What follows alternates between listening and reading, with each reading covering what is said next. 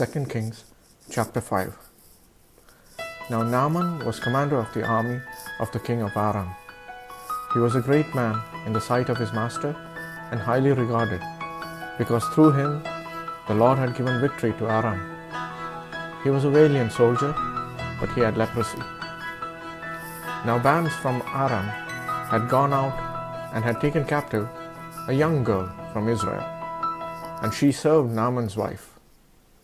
She said to her mistress, "If only my master would see the prophet who is in Samaria, he would cure him of his leprosy." Naaman went to his master and told him what the girl from Israel had said. "By all means, go," the king of Aram replied. "I will send a letter to the king of Israel." So Naaman left, taking with him 10 talents of silver, 6,000 shekels of gold, and 10 sets of clothing. The letter that he took to the king of Israel read, "With this letter I am sending my servant Naaman to you, so that you may cure him of his leprosy." As soon as the king of Israel read the letter, he tore his robes and said, "Am I God? Can I kill and bring back to life? Why does this fellow send someone to me to be cured of his leprosy? See how he is trying to pick a quarrel with me." When Elisha, the man of God, heard that the king of Israel had torn his robes, he sent him this message: "Why have you torn your robes? Have the man come to me, and he will know that there is a prophet in Israel." So Naaman went with his horses and chariots and stopped at the door of Elisha's house. Elisha sent a messenger to say to him, "Go, wash yourself 7 times in the Jordan, and your flesh will be restored, and you will be cleansed." But Naaman went away angry and said, "I thought that he would surely come out to me and stand and call on the name of the Lord his God, wave his hand over the spot, and cure me of my leprosy. Are not Abana and Pharpar, the rivers of Damascus, better than any of the waters of Israel? Couldn't I wash in them and be cleansed?" So he turned and went off in a rage. Naaman's servants went to him and said, "My father, if the prophet had told you to do some great thing, would you not have done it? How much more then when he tells you, 'Wash and be cleansed'?" So he went down and dipped himself in the Jordan 7 times, as the man of God had told him, and his flesh was restored and became clean like that of a young boy. Then Naaman and all his attendants went back to the man of God. He stood before him and said, "Now I know that there is no God in all the world except in Israel. Please accept now a gift from your servant." The prophet answered, "As surely as the Lord lives, whom I serve, I will not accept a thing." And even though Naaman urged him, he refused. "If you will not," said Naaman, "please let me, your servant, be given as much earth as a pair of mules can carry, for your servant will never again make burnt offerings and sacrifices to any other god but the Lord. But may the Lord forgive your servant for this one thing. When my master enters the temple of Rimmon to bow down, and he is leaning on my arm, and I bow there also. When I bow down in the temple of Rimmon, may the Lord forgive your servant for this." "Go in peace," Elisha said. After Naaman had traveled some distance, Gehazi, the servant of Elisha, the man of God, said to himself, "My master was too easy on Naaman, this Aramean, by not accepting from him what he brought. As surely as the Lord lives, I will run after him and get something from him." So Gehazi hurried after Naaman. When Naaman saw him running toward him, He got down from the chariot to meet him. "Is everything all right?" he asked. "Everything is all right," Gehazi answered. "My master sent me to say, 2 young men from the company of the prophets have just come to me from the hill country of Ephraim. Please give them a talent of silver and 2 sets of clothing." "By all means, take 2 talents," said Naaman. He urged Gehazi to accept them, and then tied up the 2 talents of silver in 2 bags with 2 sets of clothing. He gave them to 2 of his servants, and they carried them ahead of Gehazi. When Gehazi came to the hill, he took the things from the servants and put them away in the house. He sent the men away, and they left. Then he went in and stood before his master Elisha. "Where have you been, Gehazi?" Elisha asked. "Your servant didn't go anywhere," Gehazi answered. But Elisha said to him, "Was not my spirit with you when the man got down from his chariot to meet you? Is this the time to take money, or to accept clothes, olive groves, vineyards, flocks, herds, or men servants and maid servants? Naaman's leprosy will cling to you and to your descendants forever." Then Gehazi went from Elisha's presence, and he was leprous, as white as snow.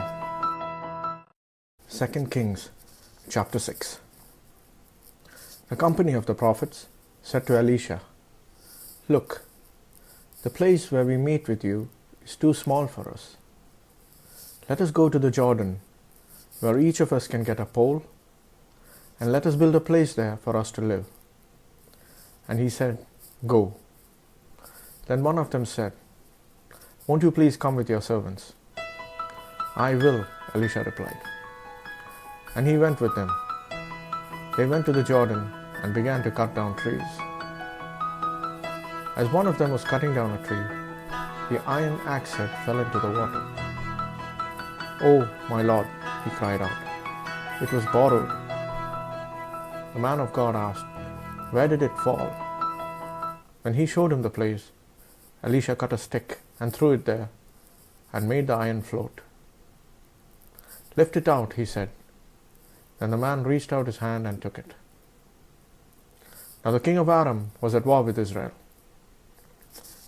After conferring with his officers, he said, "I will set up my camp in such and such a place." The man of God sent word to the king of Israel, "Beware of passing that place, because the Arameans are going down there." So the king of Israel checked on the place indicated by the man of God. Time and again, Elisha warned the king, so that he was on his guard in such places. This enraged the king of Aram. He summoned his officers and demanded of them, "Will you not tell me which of us is on the side of the king of Israel?" "None of us, my lord the king," said one of his officers. But Elisha, the prophet who is in Israel, tells the king of Israel the very words you speak in your bedroom. "Go, find out where he is," the king ordered, "so I can send men and capture him." The report came back, "He is in Dothan." Then he sent horses and chariots and a strong force there. They went by night and surrounded the city. When the servant of the man of God got up and went out early the next morning, an army with horses and chariots had surrounded the city. "Oh, my lord, what shall we do?" the servant asked. "Don't be afraid," the prophet answered. "Those who are with us are more than those who are with them." And Elisha prayed, "O Lord, open his eyes so he may see." Then the Lord opened the servant's eyes, and he looked and saw the hills full of horses and chariots of fire all around Elisha. As the enemy came down toward him, Elisha prayed to the Lord, "Strike these people with blindness." So he struck them with blindness, as Elisha had asked. Elisha told them, "This is not the road, and this is not the city. Follow me, and I will lead you to the man you are looking for." And he led them to Samaria. After they entered the city, Elisha said, Lord, open the eyes of these men so they can see. Then the Lord opened their eyes, and they looked, and there they were, inside Samaria. When the king of Israel saw them, he asked Elisha, Shall I kill them, my father? Shall I kill them? Do not kill them, he answered. Would you kill men you have captured with your own sword or bow? Set food and water before them, so that they may eat and drink, and then go back to their master. So he prepared a great feast for them, and after they had finished eating and drinking, he sent them away, and they returned to their master. So the bands from Aram stopped raiding Israel's territory. Sometime later, Ben-Hadad, king of Aram, mobilized his entire army and marched up and laid siege to Samaria. There was a great famine in the city. The siege lasted so long that a donkey's head sold for 80 shekels of silver and a quarter of a cab of seed pods for 5 shekels. As the king of Israel was passing by on the wall, a woman cried out to him, Help me, my lord the king. The king replied, If the Lord does not help you, where can I get help for you? From the threshing floor? From the winepress? Then he asked her, What's the matter? She answered, This woman said to me, Give up your son, so we may eat him today. And tomorrow we'll eat my son. So we cooked my son and ate him. The next day I said to her, Give up your son, so we may eat him. But she had hidden him. When the king heard the woman's words, he tore his robes. As he went along the wall, the people looked, and there, underneath, he had sackcloth on his body. He said, May God deal with me, be it ever so severely, if the head of Elisha, son of Shaphat, remains on his shoulders today. Now Elisha was sitting in his house, and the elders were sitting with him. The king sent a messenger ahead, but before he arrived, Elisha said to the elders, Don't you see how this murderer is sending someone to cut off my head? Look, when the messenger comes, shut the door and hold it shut against him. Is not the sound of his master's footsteps behind him? While he was still talking to them, the messenger came down to him. And the king said, This disaster is from the Lord. Why should I wait for the Lord any longer? 2 Kings chapter 7. Elisha said, Hear the word of the Lord. This is what the Lord says. About this time tomorrow, a seah of flour will sell for a shekel, and 2 seahs of barley for a shekel at the gate of Samaria. The officer on whose arm the king was leaning said to the man of God, Look, even if the Lord should open the floodgates of the heavens, could this happen? You will see it with your own eyes, answered Elisha, but you will not eat any of it. Now there were 4 men with leprosy at the entrance of the city gate. They said to each other, Why stay here until we die? If we say, We'll go into the city, the famine is there and we will die. And if we stay here, we will die. So let's go over to the camp of the Arameans and surrender. If they spare us, we live. If they kill us, then we die. At dusk, they got up and went to the camp of the Arameans. When they reached the edge of the camp, not a man was there. For the Lord had caused the Arameans to hear the sound of chariots and horses and a great army, so that they said to one another, Look, the king of Israel has hired the Hittite and Egyptian kings to attack us. So they got up and fled in the dusk, and abandoned their tents and their horses and donkeys. They left the camp as it was and ran for their lives. The men who had leprosy reached the edge of the camp and entered one of the tents. They ate and drank, and carried away silver, gold, and clothes, and went off and hid them. They returned and entered another tent, and took some things from it, and hid them also. Then they said to each other, "We are not doing right. This is a day of good news, and we are keeping it to ourselves. If we wait until daylight, punishment will overtake us. Let's go at once and report this to the royal palace." So they went and called out to the city gatekeepers and told them, "We went into the Aramean camp, and not a man was there, not a sound of anyone, only tethered horses and donkeys, and the tents left just as they were." The gatekeepers shouted the news, and it was reported within the palace. The king got up in the night and said to his officers, "I will tell you what the Arameans have done to us.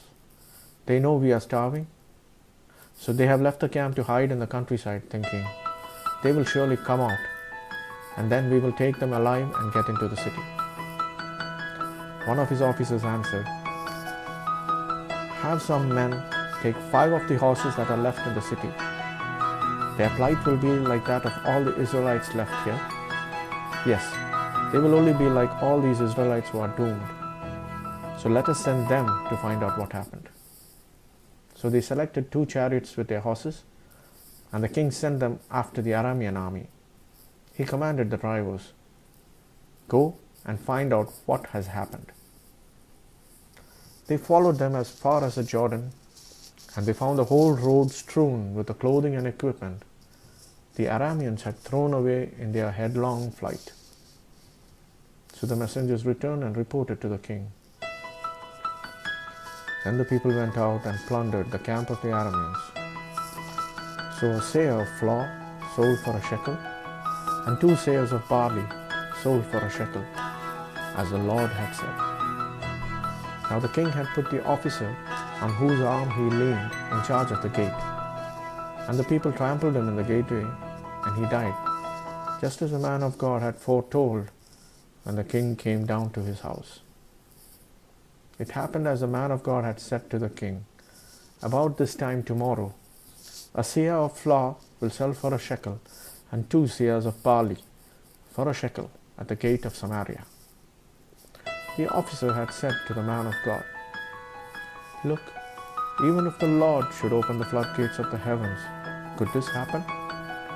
The man of God had replied, "You will see it with your own eyes, but you will not eat any of it." And that is exactly what happened to him, for the people trampled him in the gateway, and he died.